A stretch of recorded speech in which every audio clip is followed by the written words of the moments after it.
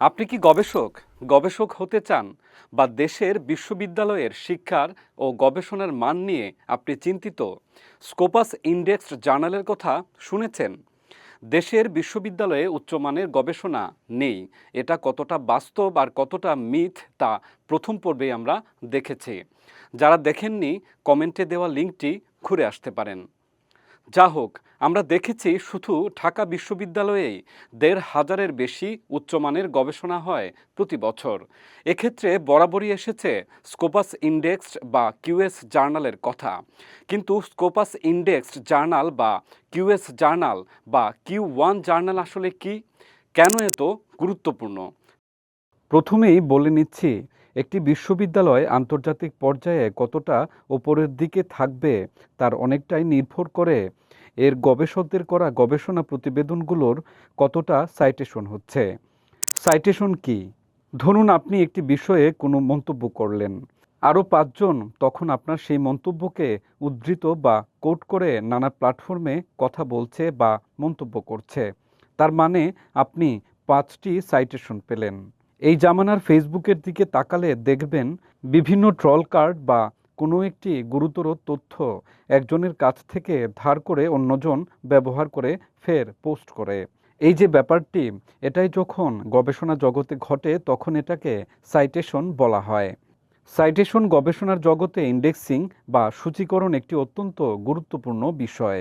গবেষণাপত্রটি কোথায় প্রকাশিত হচ্ছে ও কোন ডাটাবেজে ইন্ডেক্সড হচ্ছে তার উপর অনেকাংশে নির্ভর করে গবেষকদের একাডেমিক কেরিয়ার এবং রিসার্চ ভিজিবিলিটি। এমনকি আন্তর্জাতিক বিশ্ববিদ্যালয়ের র্যাঙ্কিং ও বিভিন্ন দেশের প্রমোশন পলিসিতে মূলত ওয়েব অফ সায়েন্স এবং স্কোপাসকে অফিসিয়াল ডাটা হিসেবে গণ্য করা হয়। স্কোপাস কি, তার ব্যাখ্যা দিলেন ঢাকা বিশ্ববিদ্যালয়ের উপাচার্য অধ্যাপক ডক্টর আব্দুস সালাম, যিনি নিজেও একজন আন্তর্জাতিক মানের গবেষক।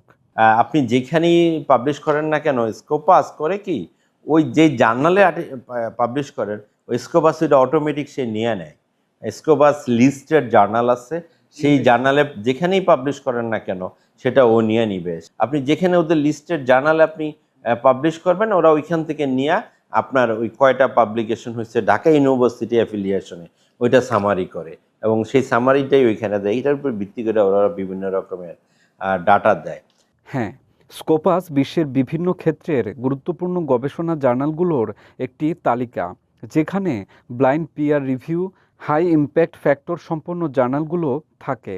এই জার্নালগুলোয় কোনো গবেষণা প্রতিবেদন প্রকাশিত হওয়ার অর্থ হচ্ছে এর মান, মৌলিকত্ব ও নির্ভরযোগ্যতা নিয়ে মোটামুটি সংশয় থাকে না। ফলে একই বিষয়ে গবেষণারত বিশ্বের অন্য গবেষকেরাও এই তালিকাভুক্ত জার্নালের আর্টিকেল নিজেদের গবেষণায় রেফারেন্স হিসেবে ব্যবহার করেন। স্কোপাস ডাটাবেজের সাইটেশন সংখ্যা সরাসরি কিউএস র্যাঙ্কিংয়ের স্কোর বাড়াতে সাহায্য করে। কিউএস জার্নাল কি?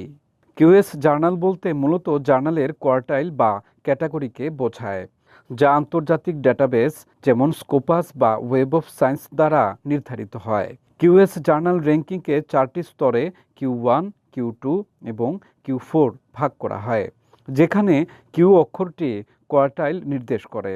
কিউ1 প্রথম কোয়ার্টাইল, তালিকার শীর্ষ 25%-এ থাকা সবচেয়ে সম্মানজনক ও প্রভাবশালী জার্নালগুলো এই ক্যাটাগরিতে ইন্ডেক্সিং করা হয়। সারা বিশ্বে গবেষকেরা এই ধরনের জার্নালে প্রকাশিত প্রবন্ধগুলোকে উদ্ধৃত করে থাকেন। এই জার্নালে প্রকাশনার সূত্র ধরে আসে গবেষণা প্রকল্পের ফান্ডিং। আমরা যেই ফান্ডটা পেয়েছি এটা অনেকগুলো কান্ট্রির সাথে কম্পিট করে পেয়েছি। বাংলাদেশে এটা মনে হয় 5th প্রজেক্ট আমাদের যে প্রজেক্টটা। তো এটা আমাদের অনেকগুলো প্রসিডিউরের মধ্যে দিয়ে যেতে হয়, ইন্টারভিউ, প্রেজেন্টেশন, ভাইভা। তো দেন ফাইনালি তারা অ্যাকসেপ্ট করে। আর পাবলিকেশনের কথা যদি বলেন, আমাদের এইসব ফান্ড যখন অ্যাপ্লাই করি তখন আমাদের পাবলিকেশন ট্র্যাকটা দেখে, গুগল স্কলারে দেখে, ওয়েব অফ সায়েন্সে দেখে, অর্কিডে দেখে ওরা অ্যাসিওর হয় যে হ্যাঁ উনি রিসার্চার হিসাবে ঠিক আছে, উনি যদি আমরা এই ফান্ডগুলো দেই তাহলে কাজগুলো করতে পারবে। তো এই আমাদের যদি এই ওয়েবসাইটগুলো না থাকে তাহলে বড় ধরনের ফান্ড পাওয়া পসিবল হয় না। ইন্ডেক্সিং প্ল্যাটফর্ম হিসেবে গুগল স্কলার, স্কোপাস ও ওয়েব অফ সায়েন্স বর্তমানে রিসার্চের কাজে জনপ্রিয় প্ল্যাটফর্ম। তবে কোনো নির্দিষ্ট মানদণ্ড ছাড়াই ইন্টারনেট থেকে স্বয়ংক্রিয়ভাবে তথ্য সংগ্রহ করে বলে গুগল স্কলারকে অফিসিয়াল ডেটা হিসেবে গণ্য করা হয় না। গবেষণার সাইটেশন বাড়লে বিশ্ববিদ্যালয়ের একাডেমিক সুনাম বাড়ে। কিউএস র্যাঙ্কিং ও স্কোপাস ইন্ডেক্সড বৈশ্বিক পর্যায়ে বিশ্ববিদ্যালয়ের গবেষণার প্রভাব, শিক্ষার মান ও একাডেমিক সক্ষমতা প্রমাণের নির্ভরযোগ্য ভিত্তি হিসেবে কাজ করে। চলুন দেখে নেওয়া যাক স্কোপাস ইন্ডেক্সড ডেটাবেজ অনুযায়ী দক্ষিণ এশিয়ার মাঝে বাংলাদেশের অবস্থান কেমন। গবেষণা জার্নাল ডেটাবেজ স্কোপাস এর তথ্য অনুযায়ী 2025 সালে বৈজ্ঞানিক প্রকাশনার দিক থেকে দক্ষিণ এশিয়ায় বাংলাদেশের অবস্থান তৃতীয়, ভারতের অবস্থান সবার উপরে এবং এরপরই রয়েছে পাকিস্তান। মোট প্রকাশনার সংখ্যার বিচারে 2024 সালের তুলনায় দক্ষিণ এশিয়ায় বাংলাদেশের অবস্থান অপরিবর্তিত থাকলেও গবেষণা বৃদ্ধির হারে অর্থাৎ গ্রোথ রেটে বাংলাদেশ ভারত ও পাকিস্তানকে ছাড়িয়ে গেছে। তবে গত 5 বছরে বাংলাদেশের গবেষণা জার্নাল প্রকাশের হার যথেষ্ট প্রশংসনীয়।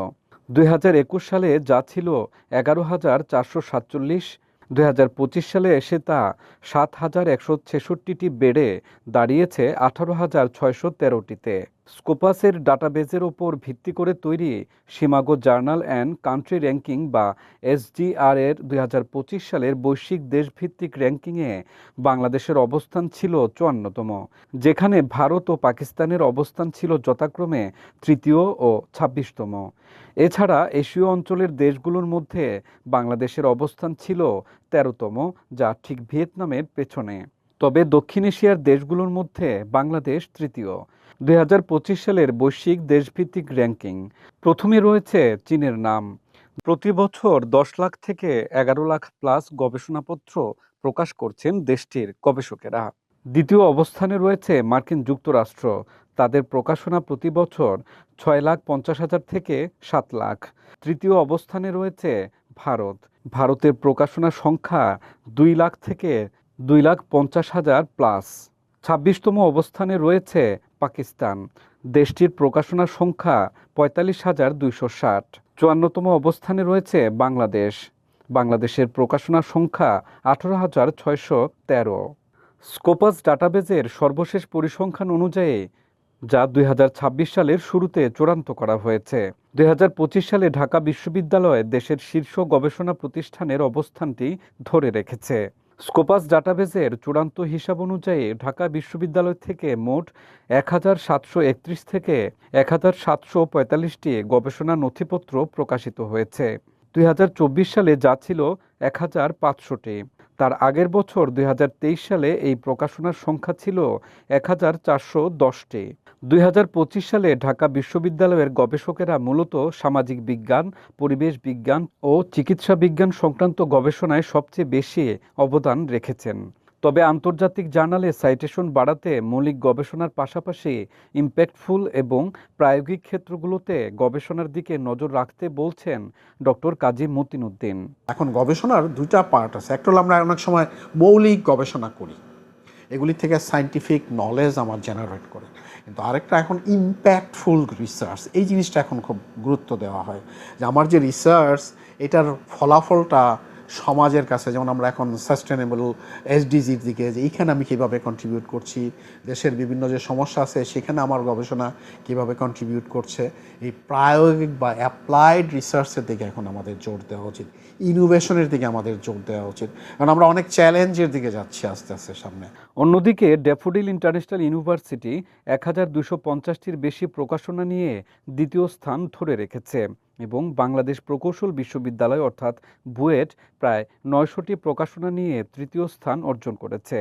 880টি প্রকাশনা নিয়ে রাজশাহী বিশ্ববিদ্যালয়ের অবস্থান চতুর্থ।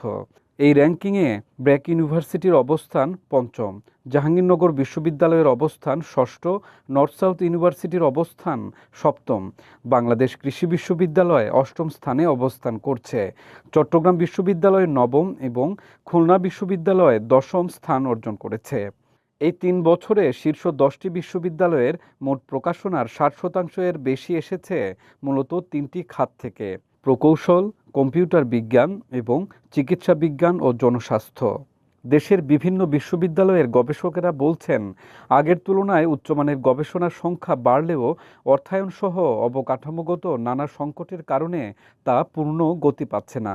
এক্ষেত্রে তারা বিদ্যমান সংকট সমাধানের তাগিদ দিচ্ছেন। যেমন আমাদের দেশে আপনি এটা বুঝতে পারবেন, জিডিপির কোনো আমার মনে হয় খুবই এটা negligible small amount of GDP হচ্ছে এই রিসার্চ এটা দেওয়া হয়, গবেষণা খাতে দেওয়া হয়। কিন্তু আপনি এখানে মিনিমাম 2 থেকে 3% যদি জিডিপির আমরা এখানে ইনভেস্ট না করি রিসার্চে, তাহলে সেই ক্ষেত্রে গবেষণার আমরা ওই টাকাটা রেভিনিউ থেকে বা এরকম পার্টে আমরা পাই না। বাংলাদেশ ঢাকা বিশ্ববিদ্যালয় এই পুরো সেট আপটাকে একটা জায়গায় মনে রাখতে হবে যে আমরা অনেক লিমিটেশনের মধ্যে দিয়ে কাজ করি। রিসার্চের জন্য যে ফান্ডিং রিকোয়ারমেন্ট, সেই ফান্ডিং আমরা সবসময় পাই বা অ্যাভেলেবল হয় সেটা ভাবার কোনো সুযোগ নেই। এবং এই Q1 বা Q2 জার্নালে পাবলিশ করতে হলে, স্কোপাস জার্নালগুলোতে পাবলিশ করতে হলে যে একটা এপিসি বা আর্টিকেল পাবলিকেশন চার্জেস লাগে, সেই চার্জটাও ঢাকা বিশ্ববিদ্যালয়ের শিক্ষকদের বেতনের থেকে এফোর্ড করা সম্ভব নয়। ঢাকা বিশ্ববিদ্যালয়ের বিভিন্ন ক্ষেত্রের গবেষকদের সঙ্গে আলাপকালে উঠে এসেছে গবেষণা সম্পর্কিত নানা সংকটের কথা। চর্চার 3 পর্বের ধারাবাহিকের শেষ পর্বে গবেষণার এই সংকট ও সমাধানের প্রসঙ্গে আমরা তুলে আনছি। যুক্ত থাকুন, চোখ রাখুন চর্চায়।